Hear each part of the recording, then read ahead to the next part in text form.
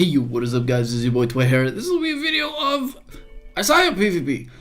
Why am I doing this at all? Well, for one, I decided to try her out, and for two, I thought that she was pretty interesting, so I had to give it to the people. So, one of the things that make her absolutely interesting is her S3. And within this video, I got myself a 5-star unique treasure. So, in a sense, it 1 does a lot of mana reduction, 2 it gives me a lot of mana, and 3 it gives me immunity for way too many seconds. And even though her healing is currently gutter, because she is having a 4-star unique weapon, a A1 plus 5 soul weapon, she absolutely has just about nothing. However, she in combination with most of my team is actually very good. But I would have to say that within certain drafts, she really does not shine, so let me just get to that in a little bit. Not before notifying you guys, with this trashy healing, which is equal to my cane, then again, it is still pretty decent to get along with it. In my opinion, Estelle exceeds within teams that have a lot of frontliners, because 1, you will be going back and forth within your team, and then your S3 has full effect. So if you build her on a lot of mana per second, you will be able to pop that S3 super fast. And within a combination of having Lucius in there, that whole 50% HP that you will be using to get this S3 off will not be as much of an issue, even if you don't have much healing. Funny part with this combination is combined with Lucius, S2, and the UT2 on Lucius, and the combination of S3 and UT3 on Isaiah will grant so much mana and mana reduction that a frontliner such as a Rebel Clause such as a Nyla will not just get to play. This is mad cheap. The S3 on my Scarlet hit way too early, actually not negating any of the shields, but still we are alive and kicking, and we are definitely busting everybody. So this is team you do not get to play at all.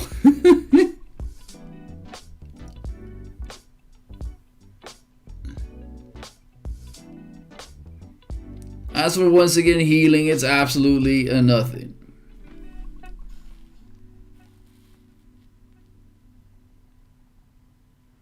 Coming with another team that has a lot of frontliners, and unfortunately he took my Lucius, which is probably one of the greatest Gladi counters if he does not have a removable shield. But then again, we're nearly dying. What happens? I don't get any mana. Can we do this? We're almost dead. Oh, wait a second. We got the S3. I am immortal. Was good. And all of a sudden, this whole fight just turned around and blow this thing out of the water.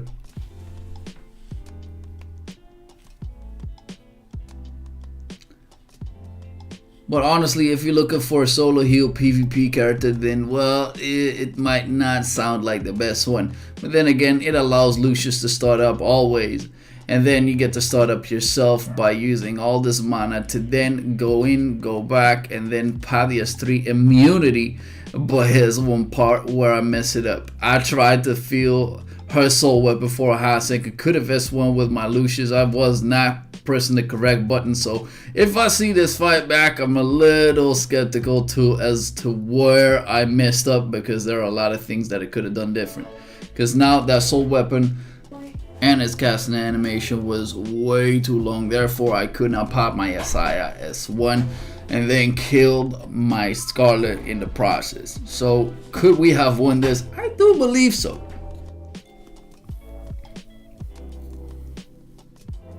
Next up is a team where I believe that Isaiah doesn't do that well.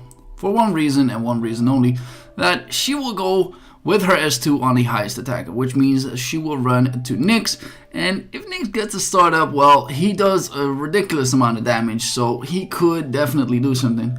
But if I look at my frontliners, they will get smoked along the way. So none of my frontliners are getting healed. Luckily, Chase has some heal, and the recovery that's coming from Shakma is ridiculously high.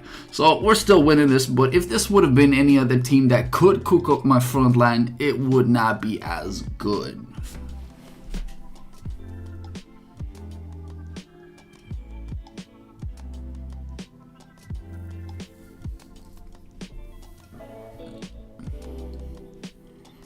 and another team that I believed we were not going to win against. I thought, oh, with a insta jump we could have actually done something. However, not really the case. But then again, with a shield, with an S3, I'm like, yup, I'm immune to all of your BS. S3 did not actually pop, and there you go, nice shield, cook it up, and we got ourselves a kill.